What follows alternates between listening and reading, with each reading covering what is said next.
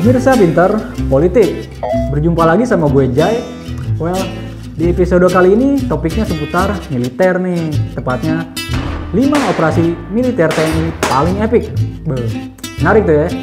Berangkat dari postulat seorang military theorist Prusia pada abad ke-19 bernama Karl von Clausewitz.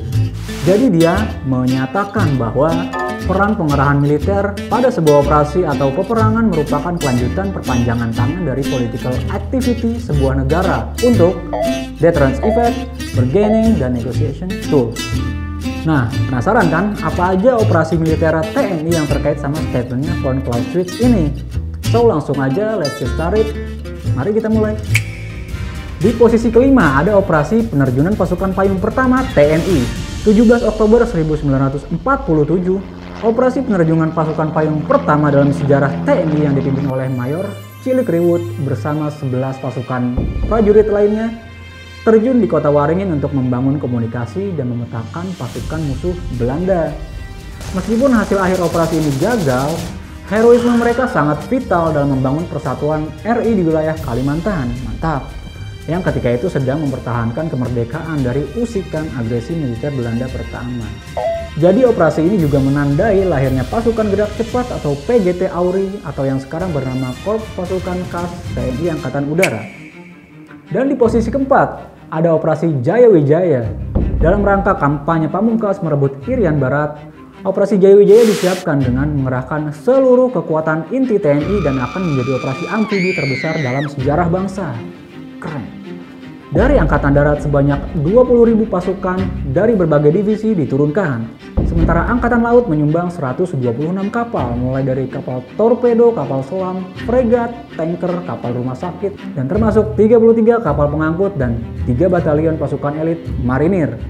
Sedangkan Angkatan Udara mempersiapkan pesawat tempur tercanggih yang dibeli dari Uni Soviet, antara lain pesawat bomber Tu-16, MiG-17, P-51 Mustang, dan 1 skuadron Gunnet serta 6 Albatros. Wih, mantap. Saat detik-detik eksekusi hampir tiba, keluarlah perintah untuk menunda operasi. Ternyata di belahan bumi yang lain, Belanda menyerah di meja diplomasi. Perundingan yang dimediasi pemerintah Amerika Serikat dan Persatuan Bangsa-Bangsa itu berbuah perjanjian New York yang mengakhiri sengketa Irian Barat. Kemudian di urutan ketiga ada infiltrasi Komando Pasukan Katak atau Kopaska di Ambalat. Jumat 1 April 2005 pukul 6 waktu Indonesia Tengah, 2 kapal Malaysia lego jangkar di sekitar tempat pembangunan mercusuar Indonesia di Karangunarang, Ambalat. KRI Tenong Naga 819 berupaya menghalau kapal itu agar menjauh dari lokasi. Namun mereka bergeming. Prajurit Kopaska yang siaga di sana serta Ismail menyatakan siap mengusir kapal Malaysia itu. Dan tepat pada pukul 8 waktu Indonesia Tengah, Serka Ismail, Serdam Muhadi, dan Kelasi 1 Juli menggunakan perahu karet bergerak ke arah kapal Malaysia. Mereka melakukan gerakan pengelabuan, bermanuver zigzag untuk mengganggu konsentrasi anak buah kapal Malaysia.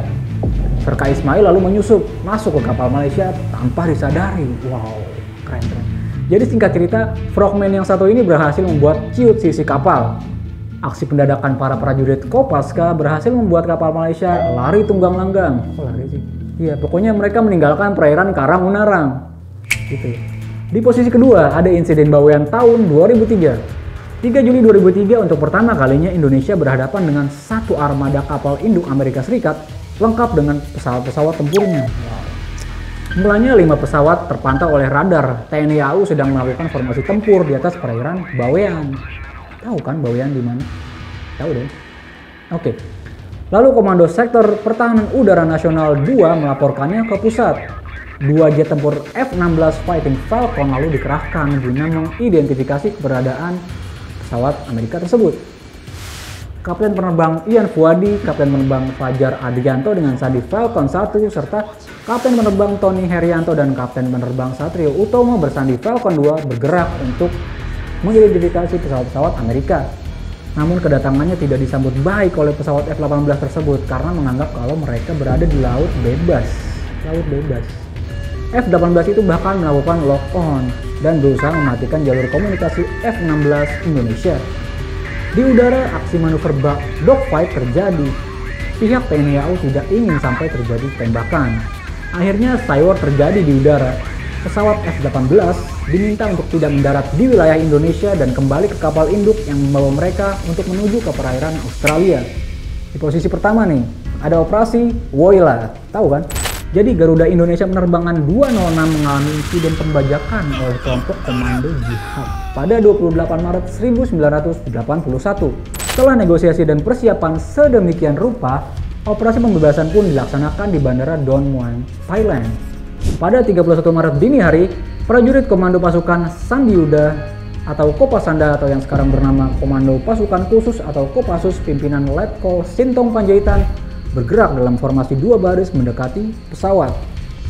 Dengan sekejap mereka bergerak masuk ke pesawat dari pintu darurat dekat sayap dan bagian belakang pesawat. Pada akhirnya 36 orang yang berada di pesawat selama 4 hari akhirnya berhasil diselamatkan. Pilot Kapten Herman Rante dan anggota Kopasanda bernama Ahmad Kirang gugur sebagai bunga bangsa pada operasi ini. Anyway, operasi ini juga jadi cikal bakal pasukan elit SAT 81 Kopassus yang dibesarkan oleh duet Pak Luhut Panjaitan serta Pak Prabowo Subianto. Mantap Pak. Dimana saat ini keduanya merupakan living legend dari Kopassus dan masih mengabdi untuk negara sebagai seorang menteri. Mantap. Well, gimana pendapat kalian tentang daftar 5 operasi militer TNI terepik tadi? Jika kalian punya opini, silahkan tinggalkan komentar kalian. Jangan lupa juga untuk subscribe dan like jika suka sama video ini. Sampai jumpa di video berikutnya. Stay safe, stay positive everyone. Bye.